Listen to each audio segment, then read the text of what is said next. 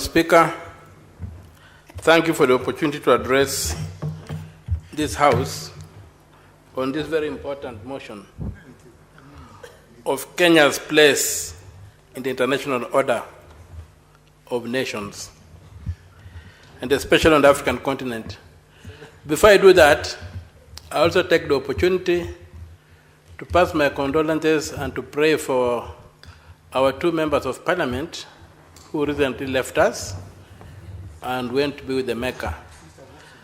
I was held up yesterday in other official functions, and I could not contribute to the motion when it was here. So I express my condolences, and I pray that the Almighty God has mercy on them, receive them in eternal bliss, and continues guiding their families and giving them strength to cope in their absence. Having said that, and having listened to the debate that has gone on this afternoon, I don't have much to add on what happened in Addis. What happened in Addis happened. Many people have speculated why it happened without producing any concrete evidence, but we take it as that. The fact is that we did not get the seat through the Right Honorable RAILA Amolo Odinga, but we rallied behind the flag, as it's required of anybody to be patriotic. We rallied behind the flag, and so it went. But behind being patriotic is also being accountable. We have had it said on this floor that the Right Honorable former Prime Minister visited 51 countries. It would be, and also we saw a motley crowd of Kenyans, a mixture of all manner of characters in Addis Ababa during the voting. Some even engaging in shamamical expressions of anticipations of victory. I would pray that in the interest of accountability and transparency, this House be informed how much money was spent on the campaign. Was it private money? Was it public money? And if it was public money, who authorized it? Was it in the budget of Parliament? Or was it in some mischievous arrangements between the Treasury and elements in the executive? Because it is this kind of escapades where there's no accountability that are used to steal money from Kenyans. So my interest is that the campaigns are over. We rallied behind the flag, but let us be informed how much money was taken out of the Treasury, if at all, and what procedure was used to authorize that. Because I've checked the Appropriation Acts of Parliament, I've not found any provision for that campaign. And so I would want to know how much was spent on that campaign, and if Parliament was not involved,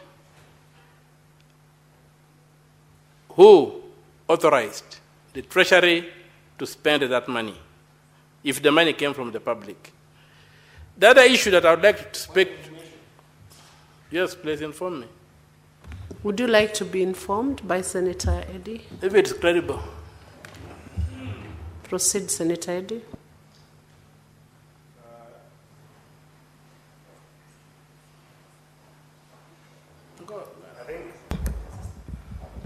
Thank you, Madam Speaker. I think that the issue that the Senator of Busia is raising is a patent issue, and he has raised a dichotomous issue.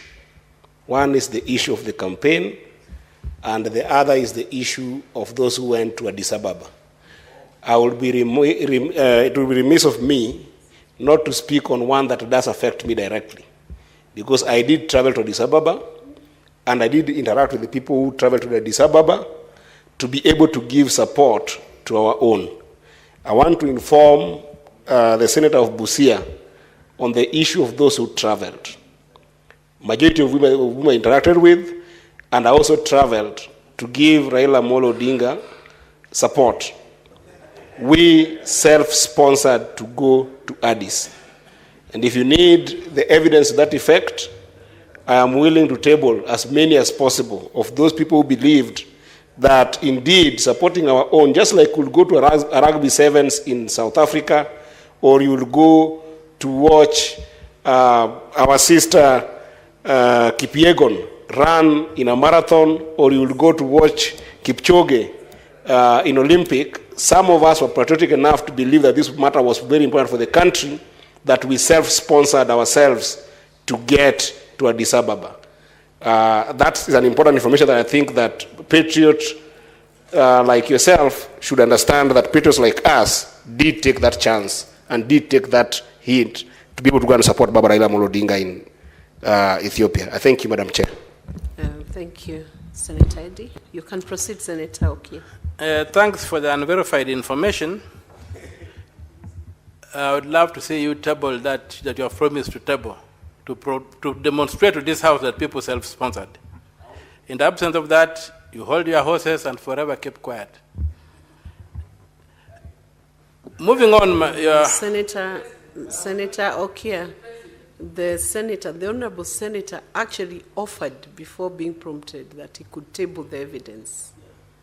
So it shouldn't be an area of contention. He can bring that evidence and table. It's not an area of contention, but it's an attempt to sugarcoat a tablet. And that sugarcoating the one I'm guarding against. Which you would conclude after he tables and you find it's sugar-coated. That's the only time you would he needs to produce have rendered a fair judgment on the issue. As well as Soyinka tells us that Senator Eddy, you will be allowed to table that evidence that you paid your own ticket and you paid your own. Okay. Thank you, my Proceed. brother. Having said that, many issues aside, a lot has been said about foreign policy. Where I stand, foreign policy basically means how attractive are you to others, or how threatening are you to others. If you have no nuclear weapons, you cannot be threatening in the modern world. So you must have something attractive. Therefore, to be attractive, it means that your domestic policy, your domestics are okay. So, for me, I think the problem we have is, in framing what you call a foreign policy, is on the domestic front. You cannot have a foreign policy worth talking of if the rule of law is disregarded.